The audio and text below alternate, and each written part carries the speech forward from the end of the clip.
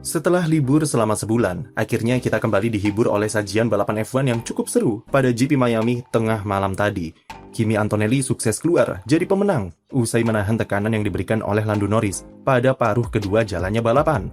Antonelli kembali lanjutkan tren positifnya, dengan meraih 3 kemenangan secara beruntun yang ia raih sejak GP Shanghai, dan jadi pembalap pertama yang kumpulkan 100 poin sebagai pemuncak klasemen.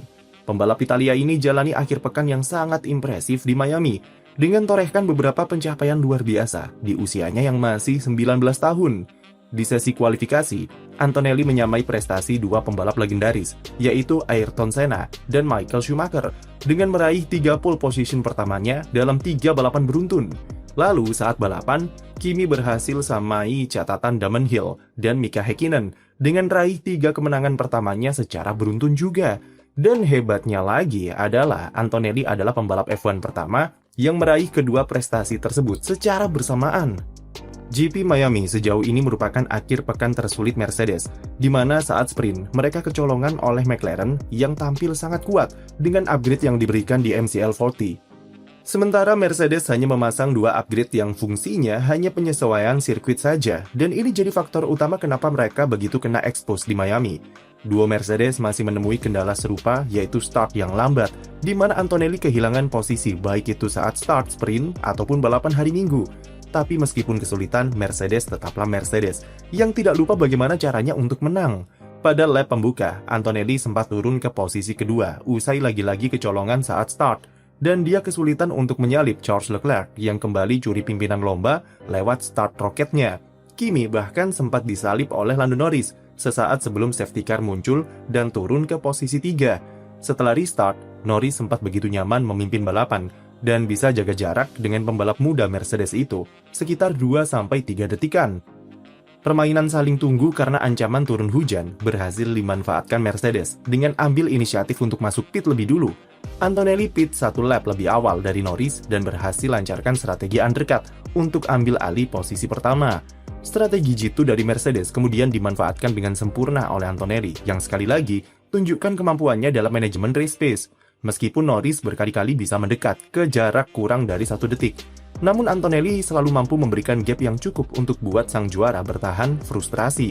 Begitu sudah di depan, Antonelli bisa memegang kendali penuh terhadap permainan tarik ulur pace untuk jaga jarak dengan pembalap di belakangnya.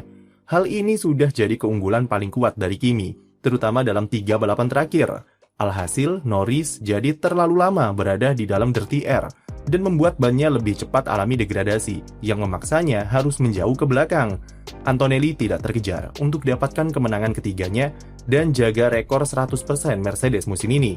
Dia memperlebar jarak dengan rekan setimnya George Russell menjadi 20 poin, yang pada GP Miami lagi-lagi tampil kurang memuaskan.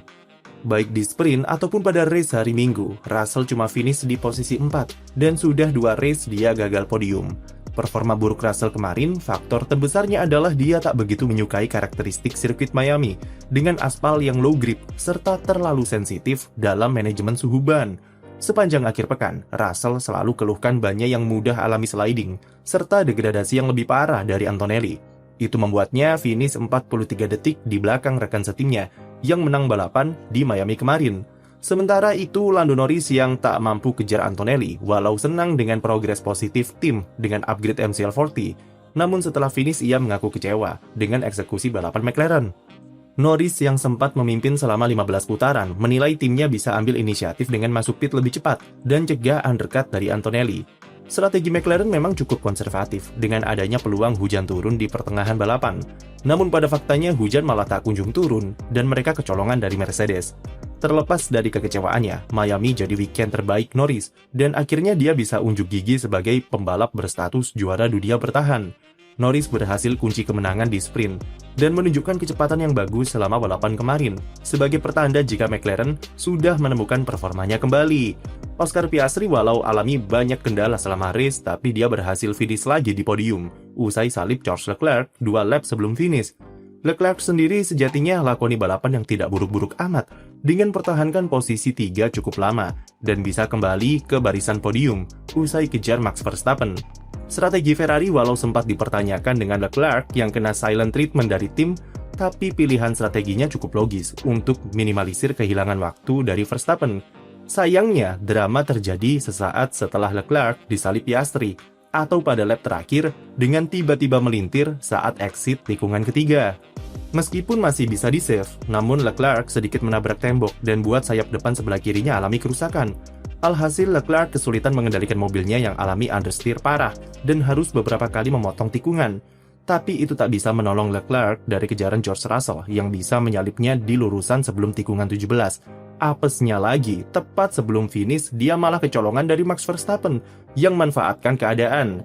Dari yang semula ada di posisi ketiga, namun dalam 2 lap saja, Leclerc kehilangan 3 posisi dan hanya bisa finish di posisi ke-6. Nasib buruk Leclerc tak berhenti sampai di situ. Dia terkena investigasi setelah race yang hasilkan keputusan penalti 20 detik untuknya karena 4 kali memotong tikungan. Meski itu dikarenakan sayap depannya rusak, namun alasan itu tidak diterima oleh FIA karena keuntungan yang ia dapat. Alhasil, Leclerc turun lagi ke posisi 8 setelah penalti. Sementara rekan setimnya Lewis Hamilton tak bisa berbuat banyak sepanjang balapan, karena pada lap pembuka mobilnya rusak di bagian bargeboard karena kontak dengan kolapinto dan hanya bisa finish di posisi ke-6. Selain Leclerc, Max Verstappen juga dikenai hukuman penalti 5 detik karena memotong garis putih di pit exit. Namun itu tak berpengaruh ke posisi finishnya di tempat kelima. Verstappen akhirnya kembali ke circle persaingan papan atas dengan upgrade sidepod dan Macarena Wing RB22 yang berhasil meningkatkan performanya secara signifikan. Dia berhasil start dari posisi kedua di kualifikasi dengan lap yang cukup impresif. Sayangnya Verstappen buat kesalahan di lap pembuka dengan melintir di tikungan kedua dan sempat turun ke posisi 9. Red Bull memutuskan memasukkannya lebih awal ke pit saat safety car untuk lakukan undercut dengan harapan hujan akan turun di fase akhir balapan. Namun sayangnya hujan tidak kunjung turun dan Verstappen harus bertahan dengan ban hard selama nyaris 40 lap. Manuver-manuver nekat yang jadi ciri khasnya kembali ditampilkan selama balapan dan jujur saja itu cukup menghibur. Meski belum bisa dobrak podium, namun RB22 sudah kembali ke karakteristik yang lebih normal dan membuat Verstappen memiliki kendali lagi terhadap gaya balapnya di sirkuit. Hasil kemarin juga mengembalikan Red Bull ke barisan 4 besar konstruktor sementara, usai sebelumnya diasapi oleh Haas serta Alpine. Franco Colapinto patut diapresiasi karena dia berhasil dapatkan finish terbaik dalam karirnya dengan selesaikan GP Miami di posisi ke-7. Sepanjang akhir pekan, ia tunjukkan performa yang bagus dengan 2 kali mengasapi Pierre Gasly dan start dari posisi 8 pada 2 kualifikasi beruntun. Saat race, dia sempat tembus 4 besar dengan strategi golong dari Alpine. Colapinto mampu jaga jaraknya dengan Hamilton kurang dari 10 detik, yang membuatnya dapatkan rezeki durian runtuh usai penalti Charles Leclerc. Duo Williams meski dengan segala keterbatasan mobil dan semua kendalanya selama akhir pekan, tidak disangka-sangka tim ini bisa dapat double point di GP Miami. Carlos Sainz dan Alex Albon bawa pulang 3 poin tambahan yang akan sangat berguna untuk tambah kepercayaan diri tim yang cukup diuji musim ini. 4 pembalap DNF pada balapan kemarin, yaitu Isaac Hadjar yang menabrak tembok di tikungan 14, lalu Nico Hülkenberg yang lagi-lagi harus menepi karena masalah mesin. Kemudian Pierre Gasly yang mobilnya sempat terbalik karena tersenggol Liam Lawson di tikungan 17. Lawson sendiri, yang sama-sama gagal finish, tak sengaja menyenggol Gasly karena saat mengerem, dia alami masalah gearbox yang memicu anti-stall aktif dan berpengaruh ke kendali mobil. Sementara Aston Martin untuk pertama kalinya, 2 mobil mereka bisa survive balapan dan bebarengan sentuh garis finish. Jadi apa momen favoritmu di GP Miami? Tulis di komentar dan jangan lupa beri like dan subscribe untuk konten F1 lainnya.